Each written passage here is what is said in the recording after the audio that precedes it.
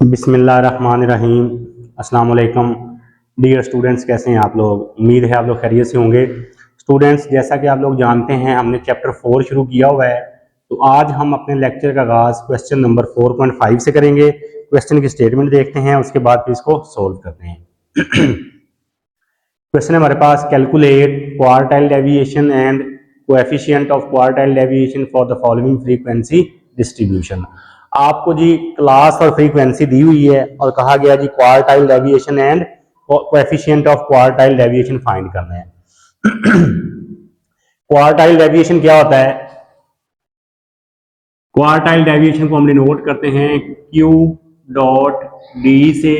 ये इक्वल होता है जी Q3 minus Q1 divided by 2। तो इसका मतलब हमें Q3 और Q1 फाइंड करना पड़ेगा। डेटा चूंकि ग्रुप है, Q1 और Q3 के लिए हमें एक तो क्लास बाउंड्री की जरूरत पड़ेगी और एक कम्युलेटिव फ्रीक्वेंसी की जरूरत पड़ेगी।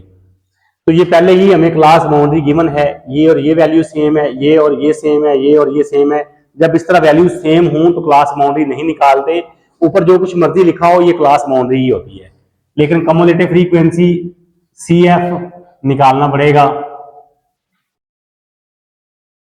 हाँ जी, ये कैसे निकालते हैं? F की जो फर्स्ट वैल्यू है वो आपने एज इट इज लिख लेनी है। तो पहली वैल्यू 10 थी, वो आपने एज इट इज लिख लेनी है। उसके बाद नेक्स्ट क्या करेंगे, ये जो 10 है इस 12 में ऐड कर देंगे, तो ये हो जाएगा 22। 16 में ऐड करेंगे 38। 38 में ये 17 ऐड करेंगे तो 55। 55 में 20 ऐड करेंगे तो 75। 75 में 18 को ऐड करेंगे तो 93। तो F का सम भी क्या होगा? 93। क्लास बाउंड्री भी आ गई, CF भी आ गया। पहले फाइंड करेंगे Q1। Q1 क्या होता है जी? L plus H over F into N over 4 minus C। तो इसके लिए हम मॉडल क्लास फाइंड करते हैं। वो कैसे करेंगे? N को हम 4 से डिवाइड करते हैं। ग्रुप डेटे में N जो है ये सम F के इक्वल होता है और सम F है 93। इसको जब 93 को 4 से डिवाइड किया तो जो आंसर आ रहा है वो आ रहा है 23.25। ये जो आंसर आया इसको हमने CF में देखना है। 10 में भी नहीं आएगा, 22 में भी नहीं आएगा, किस में आएगा? 38 में। ये हमारी अब मॉडल क्लास है। ये निशान सिर्फ आपको समझाने के लिए लगाया, पेपर में आपने ये निशान नहीं लगाना। इसके सामने जाकर देखें L क्या आ रहा है? 75। L mean lower class boundary of model class. H interval, 75 में से 50 माइनस करेंगे 25, 50 में से 25 माइनस करेंगे 25। तो इंटरवल जो आ रहा है वो 25 का आ रहा है। F मॉडल क्लास के सामने F की वैल्यू 16। N को 4 से डिवाइड किया है तो 23.25। C क्या होता है? मॉडल क्लास से ऊपर वाली CF की वैल्यू। ये मॉडल क्लास है, इससे ऊपर CF की वैल्यू वो है 22। 75 प्लस 25 ओवर 16, ये आ गया 1.25। इस सारे को जब सिंप्लीफाई किया तो मेरे पास जो Q1 का आंसर आ रहा है जी वो आ रहा है 76.95 लेंज। ये आपके पास क्या आ गया? Q1। इसी तरह अब हमने Q3 जो है वो फाइंड करने हैं जी। अब हम लिखते हैं Q3 का फार्मूला। Q3 क्या होता है जी? L plus H over F into 3N over 4 minus C। इसके लिए मॉडल क्लास कैसे आएगी? 3N ओवर 4 से। 3N जो है वो सम F के इक्वल, हाँ जी, और F का सम जो था वो था 93 ओवर 4। इसको जब सोल्व किया तो ये आंसर आ रहा है 69.75। यहां पर नीचे लिख लेते हैं 69.75। अब इसको हमने देखना है ये कहां पे आएगा। तो ये 75 में लाई करेगा। ये अब आपकी मॉडल क्लास है। यहाँ फार्मूले में वैल्यू पुट करें जी, इसके सामने जाके देखें एल क्या आ रहा है 125, एज इंटरवल वही है 25 का, एफ इसी के सामने जाके एफ की वैल्यू देखें वो क्या है 20, 3n/4 को डिवाइड किया था तो 69.75, सी उससे ऊपर वाली वैल्यू, ये मॉडल क्लास है, इससे ऊपर सी एफ की जो वैल्यू होती है वो हमारा सी होता है, तो वो 55 है जी।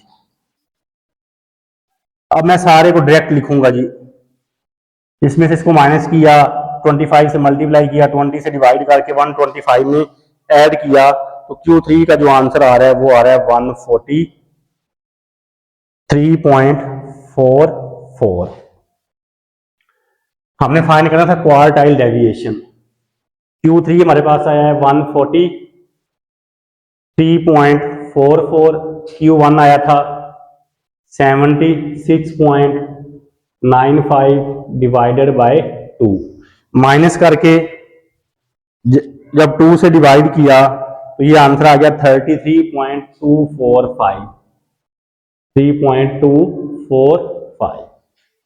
ये क्या फाइंड किया जी क्वार्टाइल डेविएशन। उसके बाद है coefficient of quartile deviation, coefficient of quartile deviation ये इक्वल होता है जी Q3 minus Q1 divided by Q3 plus Q1।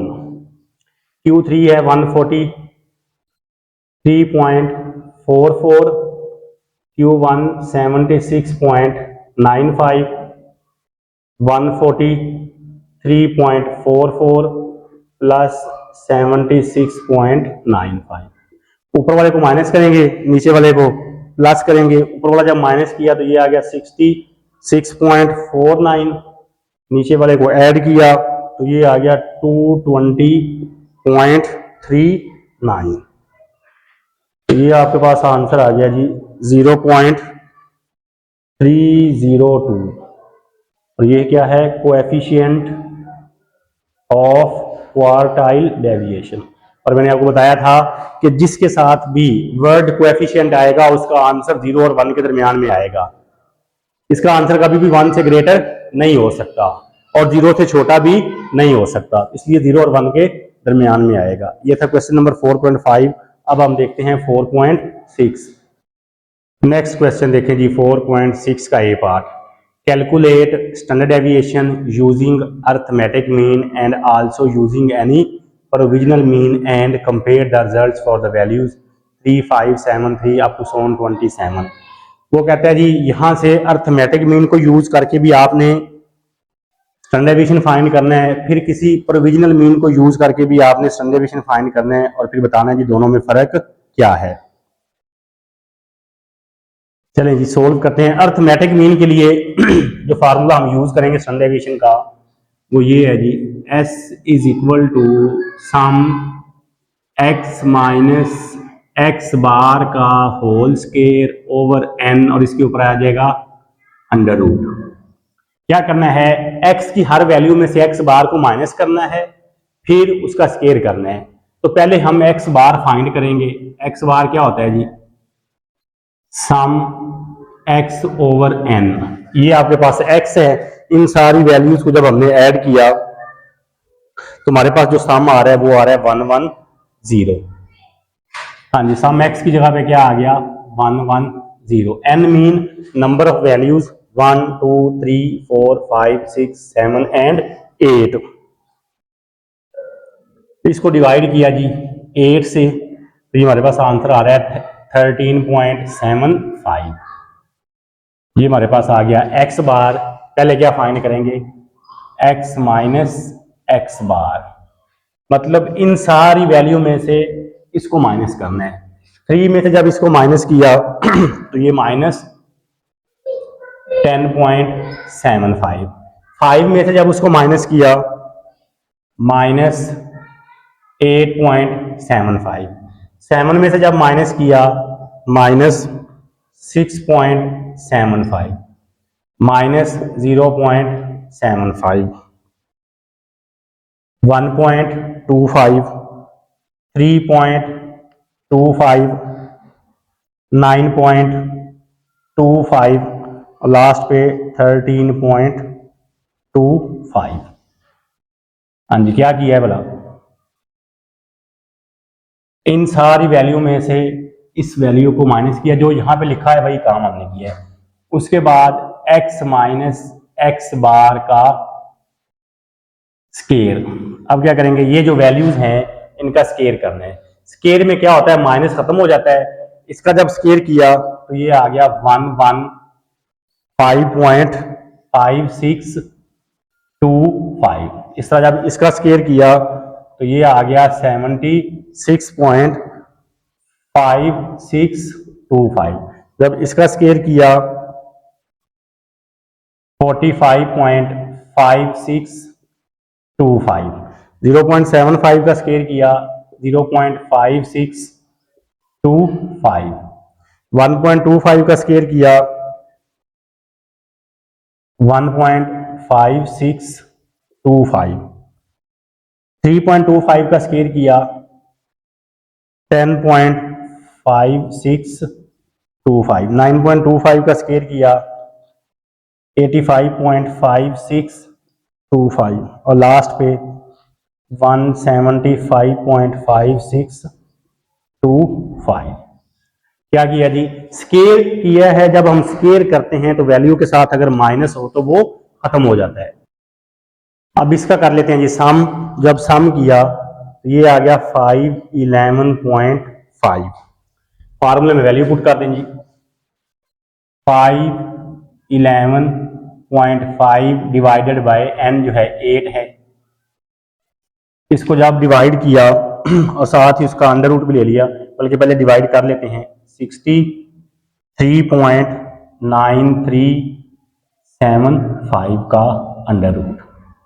तो ये आपके पास आंसर आ गया जी 7.996 इज इक्वल टू एस। लें जी, ये तो हमने कर लिया अर्थमेटिक मीन को यूज करते हुए। फिर वो कहता है जी एनी प्रोविजनल मीन को यूज करते हुए भी इसका फाइंड करें। मतलब अब हम डी वाला यूज करेंगे। डी क्या होता है जी, वो इक्वल होता है x माइनस ए से मुराद कोई भी अज्यूम वैल्यू होती है जो हम x में से अज्यूम करते हैं। 3, 5, 7, 13 जो सी मर्जी अज्यूम कर लें। मैंने जो है वो 13 जो है वो अज्यूम कर लिया है। ठीक है जी। हाँ जी, 3 minus 13 minus 10, 5 minus 13 minus 8, 7 minus 13 minus 6। 13 में 13 को माइनस करेंगे 0, 15 में 13 को माइनस करेंगे 2, 4, 10 और 14। ये लें जी, ये डी आ गया। उसके बाद डी का स्केयर कर दें, ये आएगा 100, 64, 36, 0, 4, 16, 100 और 196। अब हम जो है इन वैल्यूज का भी सम कर लेते हैं। हाँ जी, 100 प्लस 64 प्लस 36, 4, 16, 100 और 196। तो ये आ गया 516। हाँ जी, अब फार्मूला जो होगा ये एस है तो इसको आप एस डैश कह लें क्योंकि दूसरा फार्मूला यूज कर रहे हैं। तो sum d square over n minus sum d over n का होल स्केयर, इसके ऊपर अंडर रूट डाल दें जी। सम डी स्केयर आपके पास आया है 516, एन वही 8 है। डी का सम हमें करना पड़ेगा, तो वो है जी -10 -8 -6 प्लस 2 प्लस 4 प्लस 10 प्लस 14। तो ये आ रहा है जी 6। तो यहां पे क्या आ जाएगा 6/8 का होल स्केयर। चलेंगे 516 को डिवाइड किया 8 से तो ये आ गया 64.5। 6 को डिवाइड किया 8 से साथ ही उसका स्केयर भी कर दिया तो ये आ गया 0.5625। अब इसको माइनस करेंगे और साथ ही हम इसका अंडर रूट भी ले लेंगे।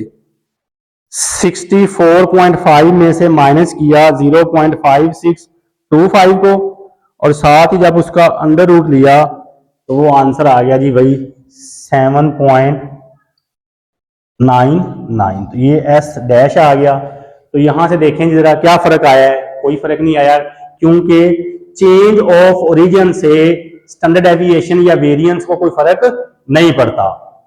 चेंज ऑफ ओरिजिन क्या होता है, जब हम वेरिएबल में से किसी कांस्टेंट को ऐड करते हैं या सब्ट्रैक्ट करते हैं उसको कहते हैं चेंज ऑफ ओरिजिन। तो चेंज ऑफ ओरिजिन से स्टैंडर्ड डेविएशन या वेरिएंस को फर्क नहीं पड़ता। ये था जी क्वेश्चन नंबर 4.6 का ए पार्ट। अब हम देखते हैं इसका बी पार्ट।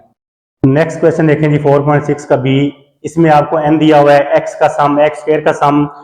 कहा गया जी आपने मीन फाइंड करना है, स्टैंडर्ड डेविएशन फाइंड करना है और कोएफिशिएंट ऑफ वेरिएशन फाइंड करना है। तो एक्स बार जो है ये इक्वल होता है सम एक्स ओवर एन के। तो एक्स का सम है 480, एन है आपके पास 15, 480 को डिवाइड किया 15 से, ये 32 आ गया जी। ये आपके पास आ गया x bar, standard deviation S, sum x square over n minus sum x over n का होल स्क्वायर, और इसके ऊपर आ जाएगा अंडर रूट। एक्स स्क्वायर का सम है आपके पास 15735, एन जो है ये 15 है, एक्स का सम 480 और 15 इसका होल स्क्वायर, इसके ऊपर आ जाएगा जी अंडर रूट। 15735 को डिवाइड किया 15 से, ये आंसर आ गया 1049। 480 को डिवाइड किया 15 से और साथ ही उसका स्क्वायर भी किया, तो ये भी आ गया 1024। 1049 में से इसको माइनस किया 25, और 25 का जब अंडर रूट लिया तो ये आ गया 5। ये आपके पास आ गया जी एस। उसके बाद फाइंड करना था coefficient of variation, S over x bar multiply by 100। S है 5, एक्स बार है 32 मल्टीप्लाई बाय 100। 5 को डिवाइड किया 32 से और साथ ही 100 से मल्टीप्लाई किया, तो ये आंसर आ गया जी 15.625। और इसका आंसर हमेशा परसेंटेज में लिखते हैं, क्यों? क्योंकि इसको हम 100 से मल्टीप्लाई करते हैं इसलिए। तो ये था जी क्वेश्चन नंबर 4.6 का बी। अब हम देखते हैं इसका सी पार्ट। नेक्स्ट क्वेश्चन देखें जी, एक्स बार 10 है, वेरिएंस ऑफ एक्स 4 है, वाई बार फाइंड करना है, variance of y bar find करना है। पहला वाई आपको ये दिया हुआ है, दूसरा वाई आपको ये दिया हुआ है। मतलब क्या है कि इस वाई का मीन भी फाइंड करना है, इसका वेरिएंस फाइंड करना है, इसका मीन और इसका वेरिएंस फाइंड करना है। इसको लेके चल रहा हूं जी मैं, y is equal to 2x minus 1 taking bar on both sides. ये बन जाएगा y bar is equal to 2x minus 1, इसके ऊपर भी बार आ जाएगा। ये 2x के ऊपर लग से बार होगा और 1 के ऊपर लग से बार होगा। तो कांस्टेंट जो होता है ना उसका मीन कांस्टेंट ही होता है, मतलब उसके ऊपर बार लिखें तो वो उसी के इक्वल आ जाता है। मतलब ये 2 हो जाएगा, ये हो जाएगा x बार और ये हो जाएगा 1। 1 बार का मतलब क्या है कि 1 का मीन 1 ही होता है। तो x बार आपको गिवन है वो 10 है, यहां पे लिखते हैं 10 माइनस 1, 2 10 20, 20 में से 1 को माइनस करेंगे तो ये आ जाएगा 19। ये आपके पास आ गया जी y बार। अब फिर इसी को लिख लेंगे again, y is equal to 2x minus 1 taking variance on both sides. ये बन जाएगा जी variance of y is equal to variance of 2x minus 1। ये इसको भी वेरिएंस मिलेगा, इसको भी मिलेगा, ये बन जाएगा variance of 2x minus variance of 1। जब वेरिएंस हो तो यहाँ पे माइनस होगा, तब भी हमने यहाँ पे प्लस ही लिखना है क्योंकि वेरिएंस स्क्वायर होता है। ये असल में a माइनस बी का स्क्वायर है, वो इक्वल होता है a square plus b square minus 2ab, इसलिए यहाँ प्लस आएगा। अब वेरिएंस की ये प्रॉपर्टी है कि वेरिएबल के साथ जो भी कांस्टेंट होता है ना उसको बाहर लिख के उसके ऊपर स्केयर डाल देते हैं और वेरिएंस जो है वो x को मिलता है। उसके बाद कांस्टेंट जिसमें वेरिएबल ना हो, मतलब कोई भी सिंगल वैल्यू हो, उसका वेरिएंस जो होता है वो 0 होता है।